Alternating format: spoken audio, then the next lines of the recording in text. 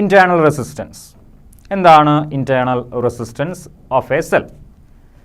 നമ്മൾ നേരത്തെ പറഞ്ഞതുപോലെ പ്രധാനമായും നമ്മൾ കൺസിഡർ ചെയ്യുന്നത് ഇലക്ട്രോലിറ്റിക് സെല്ലുകളെയാണ്. ഇലക്ട്രോലിറ്റിക് സെല്ലുകൾ എന്ന് പറഞ്ഞു കഴിഞ്ഞാൽ ഇലക്ട്രോലൈറ്റുകൾ ഉപയോഗിച്ച് വർക്ക് ചെയ്യുന്ന സെല്ലുകൾ. ഡാനിൽ സെൽ എടുക്കുകയാണെങ്കിൽ കോപ്പർ സൾഫേറ്റ് ആണ് അവിടുത്തെ ഇലക്ട്രോലൈറ്റ്. ഇത്തരത്തിലുള്ള സെല്ലുകളുടെയാണ് നമ്മൾ ഇൻറ്റേർണൽ റെസിസ്റ്റൻസ് ഡിഫൈൻ ചെയ്യാനായിട്ട് പോകുന്നത്. നോക്കാം എന്താണ് internal resistance. It is defined as the resistance offered by the electrolyte of the cell.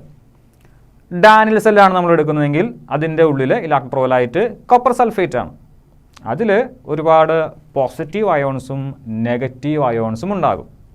Current അതല്ലെങ്കിൽ ചാർജുകൾ ഒഴുകുമ്പോൾ ഈ അയോൺസ് നമ്മൾ ആദ്യത്തെ കുറച്ച് ടോപ്പിക്കുകൾക്ക് മുമ്പ് നമ്മൾ ആദ്യം പറഞ്ഞതാണ് സോളിഡ് കണ്ടക്ടേഴ്സിൽ ഫ്രീ ഇലക്ട്രോൺസും ലിക്വിഡ് കണ്ടക്ടേഴ്സിൽ പോസിറ്റീവ് ആൻഡ് നെഗറ്റീവ്ലി ചാർജഡ് അയോൺസുമാണ് കണ്ടക്ഷനെ ഹെൽപ്പ് ചെയ്യുന്നത്. ഇവിടെയുള്ള ഇലക്ട്രോലൈറ്റ് ശരിക്കും പറഞ്ഞു കഴിഞ്ഞാൽ എന്ത് ടൈപ്പ് കണ്ടക്ടറാണ്? ഒരു ലിക്വിഡ് കണ്ടക്ടറാണ്. ഇവിടെ നമ്മളെ കണ്ടക്ഷന് വേണ്ടി ഹെൽപ്പ് ചെയ്യുന്നത് ആരാണ്? അയോൺസ് ആണ്. ഫ്രീ ചാർജുകൾക്ക് പകരം ലിക്വിഡ് കണ്ടക്ടേഴ്സിൽ positive and negatively charged ions ആണ് അവിടെ കണ്ടക്ഷനെ നമുക്ക് വേണ്ടി ഹെൽപ്പ് ചെയ്യുന്നത്. ഈ അയോൺസ് ഇലക്ട്രോലൈറ്റിൽ അയോൺസ് ഉണ്ടായിരിക്കും. ഈ അയോൺസ് എന്ത് ചെയ്യും? മൂവ് ചെയ്യുമ്പോൾ ഇവർ തമ്മിൽ ചെറിയൊരു കൊളീഷൻ ഉണ്ടായിരിക്കും. ഈ ഒരു കൊളീഷനാണ് അവിടെയുള്ള ഇലക്ട്രോലൈറ്റിൻ്റെ റെസിസ്റ്റൻസ്. സാധാരണഗതിയിലുള്ള ഒരു സോളിഡ് കണ്ടക്ടർ ആണെങ്കിൽ ഫ്രീ ഇലക്ട്രോൺസ് തമ്മിലുള്ള കൊളീഷനാണ് അവിടെയുള്ള റെസിസ്റ്റൻസിൻ്റെ കോസ് അല്ലെങ്കിൽ റെസിസ്റ്റൻസിൻ്റെ കാരണം. അതൊരു ലിക്വിഡ് കണ്ടക്ടർ ആകുമ്പോൾ ആ അയോൺസ് തമ്മിലുള്ള കൊളീഷൻ ആയിരിക്കും അവിടെയുള്ള റെസിസ്റ്റൻസിൻ്റെ കോസ്. ഈ ഇലക്ട്രോലൈറ്റ് അയോൺസിൻ്റെ കൊളീഷൻ കാരണം ഓഫർ ചെയ്യുന്ന റെസിസ്റ്റൻസിനെ വിളിക്കുന്ന പേരാണ് internal resistance. It is defined as the resistance offered by the electrolyte of the cell.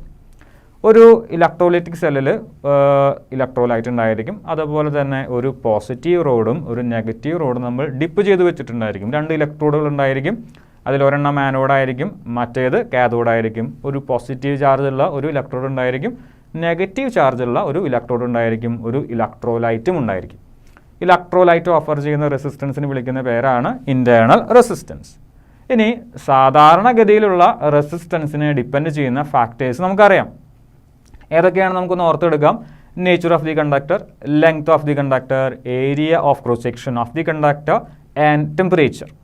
ഇത്രയും കാര്യങ്ങളാണ് സാധാരണഗതിയിലുള്ള ഒരു റെസിസ്റ്റൻസിനെ ഡിപ്പെൻഡ് ചെയ്യുന്ന 4 ഫാക്ടേഴ്സ്. ഇവിടെ ഇൻറ്റേർണൽ റെസിസ്റ്റൻസിനെ ഡിപ്പെൻഡ് ചെയ്യുന്ന കുറച്ച് ഫാക്ടേഴ്സ് ഉണ്ട്. നമുക്ക് അത് ഏതൊക്കെയാണെന്നൊന്ന് പരിശോധിക്കാം. Internal resistance depends the first one nature of the electrolyte. അതായത് നമ്മൾ നേരത്തെ എടുത്ത ഒരു എക്സാമ്പിളിൽ കോപ്പർ സൾഫേറ്റ് ആയിരുന്നു ഇലക്ട്രോലൈറ്റ്. ആ കോപ്പർ സൾഫേറ്റ് ഒരു പ്രത്യേക തരത്തിലുള്ള ഇൻറ്റേർണൽ റെസിസ്റ്റൻസ് ഓഫർ ചെയ്യും. കോപ്പർ സൾഫേറ്റിനെ മാറ്റി നിങ്ങൾ വേറെ ഏതെങ്കിലും ഒരു ഇലക്ട്രോലൈറ്റ് ആണ് എടുക്കുന്നതെങ്കിൽ ആ ഇലക്ട്രോലൈറ്റ് ഓഫർ ചെയ്യുന്ന റെസിസ്റ്റൻസ് വ്യത്യസ്തമായിരിക്കും. ഇലക്ട്രോലൈറ്റുകൾ മാറുന്നതിനനുസരിച്ച് അവർ ഓഫർ ചെയ്യുന്ന ഇൻറ്റേർണൽ റെസിസ്റ്റൻസും മാറും. അങ്ങനെയെങ്കിൽ ഒന്നാമത്തെ ഫാക്ടറായിട്ട് നമുക്ക് എടുക്കാം നേച്ചർ ഓഫ് ദി ഇലക്ട്രോലൈറ്റ്. ഇനി ആർ, ഇൻറ്റേർണൽ റെസിസ്റ്റൻസിനെ നമ്മൾ റെപ്രസെൻറ്റ് ചെയ്യാനായിട്ട് ഉപയോഗിക്കുന്നത് സ്മോൾ ലെറ്റർ ആർ ആണ്. ക്യാപിറ്റൽ ആർ ആണ് നമ്മുടെ സാധാരണ normal resistance, small letter r ആണ് നമ്മുടെ internal resistance. R is directly proportional to concentration of electrolyte. ഞാൻ നേരത്തെ പറഞ്ഞതുപോലെ ഒരു ഇലക്ട്രോലൈറ്റ് ഓഫർ ചെയ്യുന്നു, റെസിസ്റ്റൻസ് ഓഫർ ചെയ്യുന്നു. അതിനുള്ള കാരണം ആ ഇലക്ട്രോലൈറ്റിൻ്റെ ഉള്ളിലുള്ള അയോൺസ് ആണ്. കോൺസെൻട്രേഷൻ കൂടുന്നതിനനുസരിച്ച് ഇലക്ട്രോലൈറ്റിൻ്റെ കോൺസെൻട്രേഷൻ കൂടുന്നതിനനുസരിച്ച് അതിൻ്റെ ഉള്ളിലുള്ള നമ്പർ ഓഫ് അയോൺസും കൂടും. നമ്പർ ഓഫ് അയോൺസ് കൂടിക്കഴിഞ്ഞാൽ ആ അയോൺസ് തമ്മിൽ കൂട്ടിയിടിക്കാനുള്ള ചാൻസ് വളരെയധികം കൂടുതലാണ്. അങ്ങനെയെങ്കിൽ എന്ത് ചെയ്യുന്നു? കോൺസെൻട്രേഷൻ കൂടുന്നു, നമ്പർ ഓഫ് അയോൺസ് കൂടുന്നു, നമ്പർ ഓഫ് കൊളീഷൻസ് കൂടുന്നു, അവിടെ ഇൻറ്റേർണൽ റെസിസ്റ്റൻസും കൂടുന്നു. അങ്ങനെയെങ്കിൽ internal resistance is directly proportional to concentration of electrolyte. അടുത്ത point, internal resistance is directly proportional to distance between the electrodes. ഇപ്പോൾ ഇത് ഒന്നാമത്തെ ഇലക്ട്രോഡാണ്, ഇത് രണ്ടാമത്തെ ഇലക്ട്രോഡാണ്. 2 ഇലക്ട്രോഡുകളും തമ്മിൽ ഒരെണ്ണം പോസിറ്റീവ് ആയിരിക്കും, ഒരെണ്ണം നെഗറ്റീവ് ആയിരിക്കും. 2 ഇലക്ട്രോഡുകളും തമ്മിലുള്ള ഡിസ്റ്റൻസ് വളരെയധികം ചെറുതാണെങ്കിൽ, ചെറിയൊരു ഡിസ്റ്റൻസ് മാത്രമേ 2 ഇലക്ട്രോഡുകളും തമ്മിൽ ഉള്ളുവെങ്കിൽ വളരെ പെട്ടെന്ന് തന്നെ അയോൺസിന് അങ്ങോട്ടും ഇങ്ങോട്ടും മൂവ് ചെയ്യാനായിട്ട് സാധിക്കും. അതായത് നമ്പർ ഓഫ് കൊളീഷൻസിൻ്റെ ആ ഒരു എമൗണ്ട് വളരെയധികം കുറവായിരിക്കും. പെട്ടെന്ന് തന്നെ ഒരു ഇലക്ട്രോഡിൽ നിന്ന് മറ്റേ ഇലക്ട്രോഡിലേക്ക് ആ അയോൺസിന് മൂവ് ചെയ്യാനായിട്ട് സാധിക്കും. കൊളീഷൻസിൻ്റെ എണ്ണം നമുക്ക് വേണമെങ്കിൽ ഒന്ന് മിനിമൈസ് ചെയ്യാം.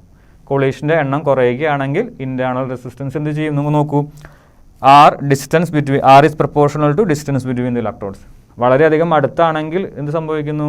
ഡിസ്റ്റൻസ് കുറയുകയാണെങ്കിൽ എന്ത് സംഭവിക്കുന്നു? നമ്പർ ഓഫ് കൊളീഷൻസ് കുറയുന്നു. ഓക്കെ, ഡിസ്റ്റൻസ് കുറയുന്നു, നമ്പർ ഓഫ് കൊളീഷൻസ് കുറയുന്നു, ഇൻറ്റേർണൽ റെസിസ്റ്റൻസ് കുറയുന്നു. ഡിസ്റ്റൻസ് കൂട്ടി വെച്ച് കഴിഞ്ഞാലോ എന്ത് സംഭവിക്കും? ഒരു ഇലക്ട്രോഡിൽ നിന്ന് മറ്റേ ഇലക്ട്രോഡിലേക്ക് അയോൺസിൽ മൂവ് ചെയ്യണമെങ്കിൽ ഒരുപാട് ഡിസ്റ്റൻസ് കവർ ചെയ്യണം. അപ്പോൾ ആ ഡിസ്റ്റൻസ് കവർ ചെയ്യുന്നതിനനുസരിച്ച് അതിൻ്റെ ഇടയിൽ എന്ത് നടക്കാനുള്ള ചാൻസ് കൂടുതലാണ്? കൊളീഷൻസ് നടക്കാനുള്ള ചാൻസ് കൂടുതലാണ്. ഡിസ്റ്റൻസ് കൂടുന്നു, നമ്പർ ഓഫ് കൊളീഷൻസ് കൂടുന്നു, ഇൻറ്റേർണൽ റെസിസ്റ്റൻസ് കൂടുന്നു.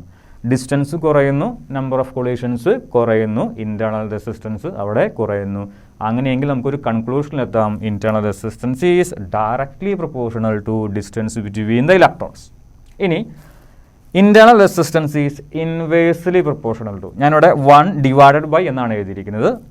R is proportional to 1/by plates area dipped in the electrolyte. അതായത് ഇപ്പോൾ നമ്മുടെ കയ്യിൽ വളരെ വലിയൊരു ഇലക്ട്രോഡ്, 2 ഇലക്ട്രോഡുകൾ ഉണ്ടെന്ന് വിചാരിക്കുക. പക്ഷേ അതിൻ്റെ ചെറിയൊരു ഭാഗം മാത്രമേ നമ്മൾ ഇലക്ട്രോലൈറ്റിൽ മുക്കി വെച്ചിട്ടുള്ളൂ. ഇലക്ട്രോഡിൻ്റെ വലിപ്പം വളരെ കൂടുതലാണെങ്കിൽ കൂടി നമ്മൾ ആ ഇലക്ട്രോഡിൻ്റെ അടിഭാഗം, വളരെ ചെറിയൊരു ഭാഗം, ഇപ്പോൾ ഞാനൊരു മാർക്കർ എടുക്കുകയാണെങ്കിൽ ഇതിൻ്റെ ഈ ബ്ലാക്ക് കളറുള്ള ഭാഗം ഇത്രയും വലിപ്പം ഉണ്ടെങ്കിൽ കൂടി ഈ ബ്ലാക്ക് കളറിലുള്ള ഭാഗം മാത്രമേ ഞാൻ ആ ഇലക്ട്രോലൈറ്റിൽ മുക്കി വെച്ചിട്ടുള്ളൂ എങ്കിൽ അയോൺസിന് അങ്ങോട്ടും ഇങ്ങോട്ടും മൂവ് ചെയ്യാനായിട്ടുള്ള ആ ഒരു ഭാഗം, ആ ഏരിയ കുറയുകയാണ്. അങ്ങനെയെങ്കിൽ അയോൺസ് വളരെയധികം ബുദ്ധിമുട്ടും. ഓരോ ഇലക്ട്രോഡിൽ നിന്നും മറ്റുള്ള ഇലക്ട്രോഡിലേക്ക് പോകാനായിട്ട് അയോൺസിന് കുറച്ച് ബുദ്ധിമുട്ട് അനുഭവപ്പെടും.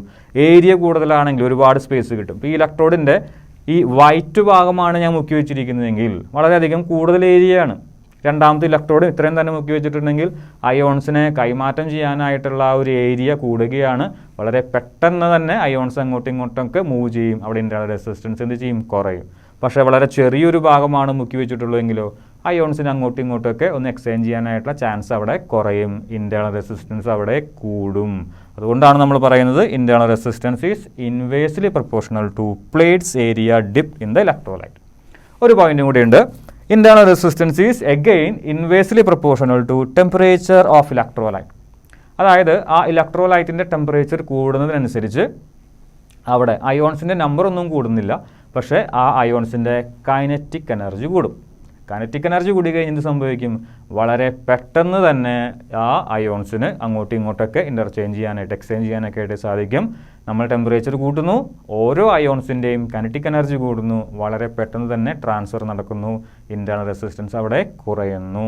അങ്ങനെയെങ്കിൽ internal resistance is inversely proportional to temperature of electrolyte. എന്താണ് ഇൻറ്റേർണൽ റെസിസ്റ്റൻസ് നമുക്ക് മനസ്സിലായി. ഇതായിരുന്നു അതിൻ്റെ ഡെഫിനേഷൻ. ഒരു സെല്ലിൻ്റെ, ഇലക്ട്രോലിറ്റിക് സെല്ലിൻ്റെ ഇലക്ട്രോലൈറ്റ് ഓഫർ ചെയ്യുന്ന റെസിസ്റ്റൻസ് ആണ് ആ സെല്ലിൻ്റെ ഇൻറ്റേർണൽ റെസിസ്റ്റൻസ്. ശരിക്കും അവിടെ എന്താണ് സംഭവിക്കുന്നത്? ഇലക്ട്രോലൈറ്റിൻ്റെ ഉള്ളിൽ ഒരുപാട് അയോൺസ് ഉണ്ടായിരിക്കും. പോസിറ്റീവ് ചാർജുള്ള അയോൺസ് ഉണ്ടായിരിക്കും, നെഗറ്റീവ് ചാർജുള്ള അയോൺസ് ഉണ്ടായിരിക്കും. ആ അയോൺസ് തമ്മിലുള്ള കൊളീഷനാണ് ശരിക്കും അവിടെയുള്ള ഇൻറ്റേർണൽ റെസിസ്റ്റൻസിൻ്റെ കാരണം. 5 ഫാക്ടേഴ്സാണ് ഇൻറ്റേർണൽ റെസിസ്റ്റൻസിനെ ഡിപ്പെൻഡ് ചെയ്യുന്നത് പ്രധാനമായും. അതിൽ ഒന്നാമത്തേത് nature of the electrolyte. 2 factors directly പ്രൊപ്പോർഷണലാണ്, 2 ഫാക്ടേഴ്സ് ഇൻവേഴ്സ്ലി പ്രൊപ്പോർഷണലാണ്. ആദ്യമായി 2 ഫാക്ടേഴ്സ് ഡയറക്ട്ലി പ്രൊപ്പോർഷണലാണ്. ഏതൊക്കെയാണ്? ഒന്ന് കോൺസെൻട്രേഷൻ ഓഫ് ഇലക്ട്രോലൈറ്റും, രണ്ടാമത്തേത് ഡിസ്റ്റൻസ് ബിറ്റ്വീൻ ദ ഇലക്ട്രോഡ്സ്. അവസാനത്തെ 2 പോയിന്റുകൾ അത് ഇൻവേഴ്സ്ലി പ്രൊപ്പോർഷണലാണ്. ഏതൊക്കെയാണ്? ഒന്ന് plates area dipped in the ഇലക്ട്രോലൈറ്റും, രണ്ടാമത്തേത് ടെമ്പറേച്ചർ ഓഫ് ഇലക്ട്രോലൈറ്റ്.